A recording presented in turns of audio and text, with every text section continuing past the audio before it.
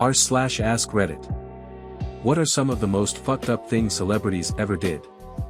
Ian Watkins, lead singer of the band Lost Prophets, sexually abusing babies is hands down the worst thing a celebrity ever did. The password for his computer was if **** kids, so yeah, trash human being. The transcript of the judge's remarks during sentencing, holy shit. I thought I was jaded by years of the internet, but this was literally my exact reaction while reading them. No link, because it's not safe for work, not safe for mind, not safe for hell itself. Dude was fucking depraved. And so are the mothers that willingly handed over victims. That was the worst part about reading his Wikipedia page. The two mothers of his victims were also his co-defendants. Absolutely vile shit. Whether it's true or not regarding Drake, when some folk are like, why did Kendrick call him a pedo on a song instead of going to the police, this is why. Joanne Jadzelix, an ex-girlfriend of Watkins, recalls him displaying multiple graphic images with minors or drug paraphernalia as early as 2010. Appalled by the content, Jadzelix had made multiple complaints to South Wales police, though very little action was taken at the time. Jadzelix was one of 6 people who had spoken to the police in regards to Watkins' conduct from 2008 to 2011. In 2010, an Australian woman had also come forward accusing Watkins of assaulting her child, though the allegations were not investigated any further by authorities. Absolutely disgusting how numerous credible people accused Watkins of heinous crimes and they were barely investigated, uneasy face. UK cops and not doing a fucking thing about pedophiles. Name a more iconic duo. Maybe everyone else has forgotten about the pedophile ring in Manchester that they knew about but ignored for years, The Kennedy family fucking lobotomized their daughter over mood swings and seizures and locked her away in a care home. My grandma was a registered nurse and took care of her. She was at St. Coletta in Jefferson, Wisconsin. My grandma said after the lobotomy she was like a 2-year-old. My grandma believes the Kennedy family is cursed because of this. Did they ever come to visit her after? The dad never once visited her. Her mom Rose I believe visited her about 20 years after the lobotomy. I know that my grandma said that after Joe died it was then that family started visiting her. The nuns at St. Coletta became her people. It's such a sad thing they literally threw her out because she didn't fit the mold and all because she was hyperactive. Travis Scott got mad at his former manager for having a seizure at the recording studio.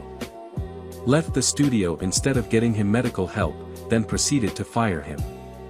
And let's not forget about Astroworld. He sucks. He majorly creeps me out. That anyone would still be a fan after he sat there and hummed while the bodies were being carried out is something I'll never understand. Rebecca Gayheart struck and killed a 9-year-old boy crossing a street in June 2001. Cars had stopped to allow him to cross, and she impatiently drove into the 2-way turn lane to go around the cars and hit him. She only received probation and a $2,800 fine.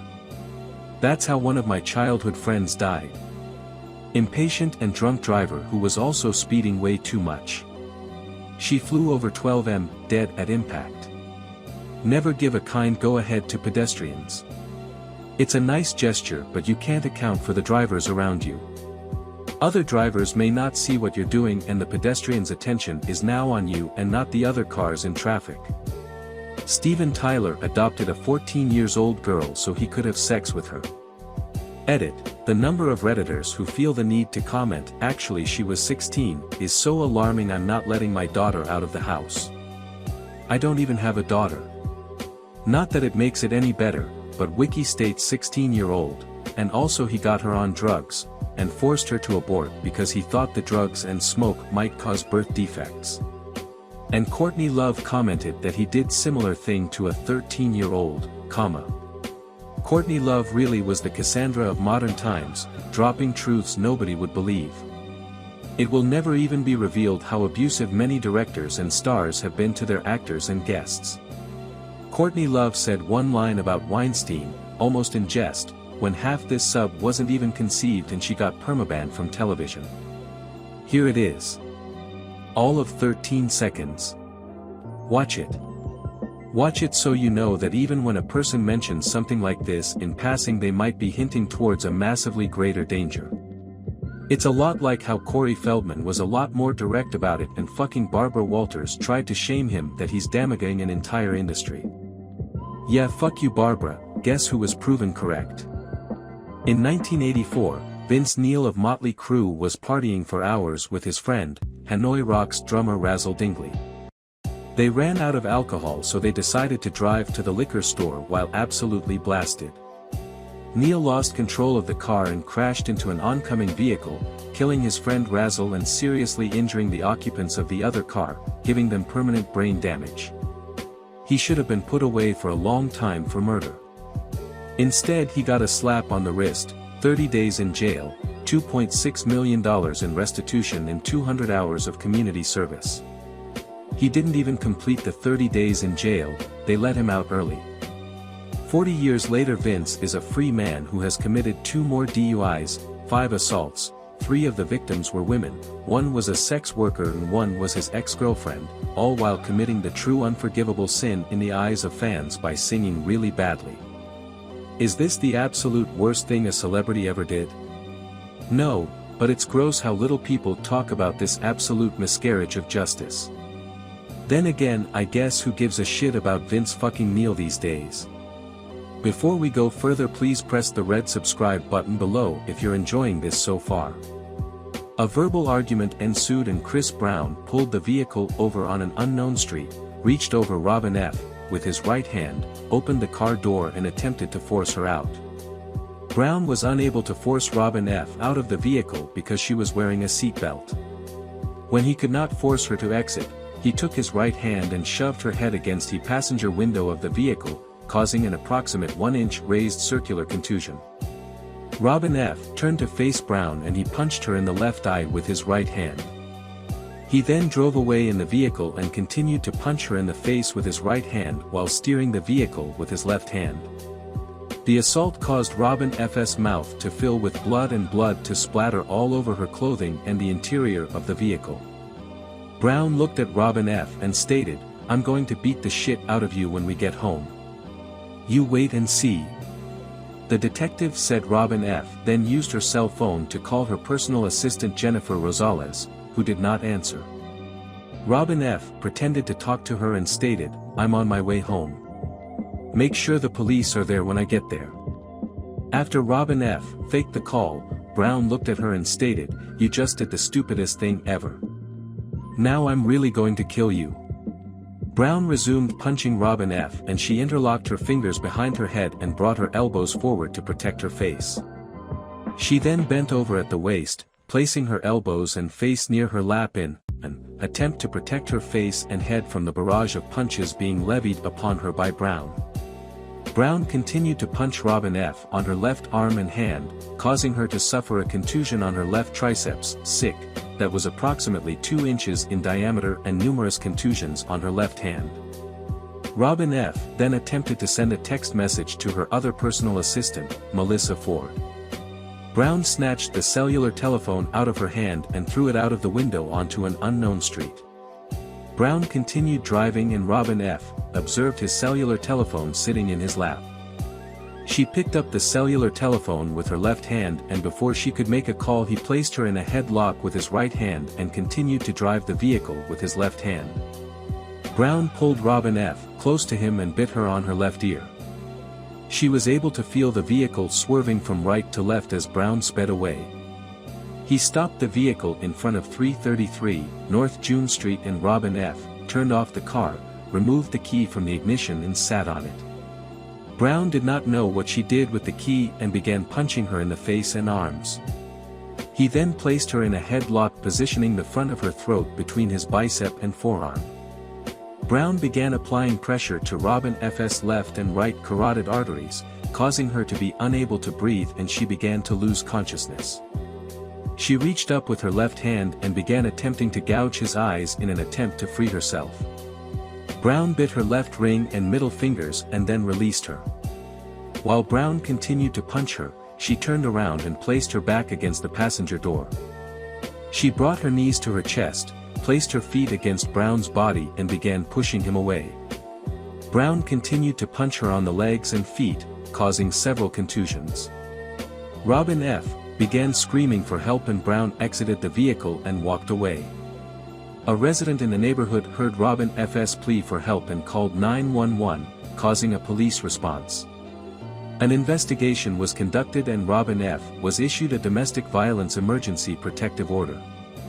Boxing promoter Don King stomped an employee to death because he owed King $600. I never liked him, especially the way he was with Mike Tyson. Don King has been sued by Muhammad Ali for being underpaid $1.1 million in 1981. Larry Holmes for cheating him out of $10 million in purses. Tim Witherspoon for threatening to blackball him out of boxing if he did not sign contracts that would have given 80% of his purses to Don, 50%, and Carl, 30%. King. Mike Tyson for the obvious. Terry Norris for similar underpayments. Evander Holyfield for tanking 4 fights he was promised.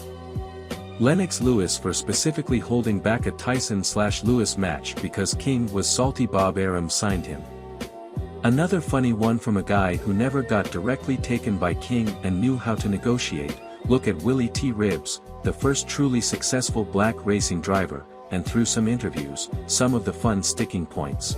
From a racing contract he wanted a 30% management fee of all revenues. The standard for stick/ball sports is 3% for contract and 10 to 20% for appearances. For racing it is in the 10 to 15% range for all revenue, and for other context, Willie Weber was Michael Schumacher's manager and was considered wildly expensive for getting 20%, as well as a completely open-ended expense account, and no options in favor of Willie T. Bill Cosby raped many women over the course of decades while successfully conveying the most innocent persona in Hollywood. Comedian Hannibal Buress is credited with the investigations into Cosby when he called out the rapist at a comedy show in Philly in 2014. He just point-blank said, "Yeah, but you rape women, Bill Cosby." It was in response to Cosby being notably against comedians using foul language. It was the unspoken industry secret at the time and Buress gave no fucks. The best part of the Hannibal Buress part of the Cosby story is that Buress has gone on interviews being like, "I wasn't trying to start something. I thought everyone knew." Which just goes to show you how much of an open secret it was and that it literally only took one person actually saying it out loud to blow the whistle. Coco Chanel was a Nazi spy. She informed on Jewish and homosexual competitors in order to gain a foothold on the European fashion industry. She then used her connection within the fashion industry to pass information through a network of spies for the SS. Coco Chanel was a disgusting and vile Nazi who built her company off of the blood and bones of 11 million people. Also Hugo Boss designed their uniforms, and only apologized because a book revealing this fact was being released. Alfred Hitchcock is remembered as one of the greatest directors of the Golden Age, but what he did to Tippi Hedren, my God. He saw her in a commercial and put her under contract so he could cast her in his movies, The Birds and Marnie. It was soon obvious he was trying to get with her, and he forced himself on her while they were in his limo and she couldn't run anywhere. He also ordered the other crew members not to socialize with her and he'd get very annoyed if he saw her talking to another man. Rod Taylor said he was told repeatedly, "Don't touch the girl after I call cut." Her own daughter, Melanie Griffith, said he wouldn't let her visit her at the studio. In the former, the scene of Melanie being attacked by birds in the upstairs room she described as, "the worst week of my life." He lied to her that they'd be using mechanical birds and she arrived on set to find real ones, that were then tied to her costume and also thrown at her for the sake of the scene. After nearly losing an eye, she was so distressed that the studio doctor ordered a week's bed rest for her and Hitch tried to stop him, but he was like, "Are you trying to kill her?" And she suspects that was his way of punishing her for turning him down. During Marnie, he had her followed, made sure her dressing room was next to his with a connecting door, tried to micromanage her career, forced himself on her again in his office, told her he expected her to make herself sexually available to him at all times, and even did creepy things like commissioning a replica mask of her face for himself. It's extremely telling that the film has a scene where her character is essayed on her honeymoon and later falls for the man who did it. Even at the time, everyone told him to change that, saying it was impossible to sympathize with the male lead afterwards, but he pushed it through. Once it became clear she wasn't going to return his advances, he blocked the studio from submitting her performance for Oscar consideration, trashed her reputation to anyone who'd listen and kept her under contract for 2 more years, refusing to let her work with anyone else so that the hype around her had died down by the time it expired. The studios were too afraid to antagonize him, so her career just didn't recover. Hedren herself also has one, although it's more of an extended "Wow, are you an idiot?" She wanted to make a film called Roar using real wild animals, as in she wanted 40 lions, and no one in Hollywood would loan them to her. So she adopted them and had them live in her house with her children. She eventually got a ranch where she rescued even more animals that she then used in the film. The exact number of injuries was never confirmed, but it was at least 70 people who were hurt in the making of that film, infamously the director's son getting his head clamped by a lion that held on for about 25 minutes and he needed 56 stitches afterwards. Jan de Bont was the cinematographer and needed 200 stitches after one attack that nearly scalped him. Melanie Griffith, who was still a minor at the time, got mauled by a lion and needed reconstructive surgery, and she became addicted to painkillers afterwards partly because of this. Hedren would later admit what a stupid idea the film was. Thanks for watching. Please press the like button if you enjoyed and the notification bell next to the subscribe button to never miss another video. Let me know your thoughts below. Bye.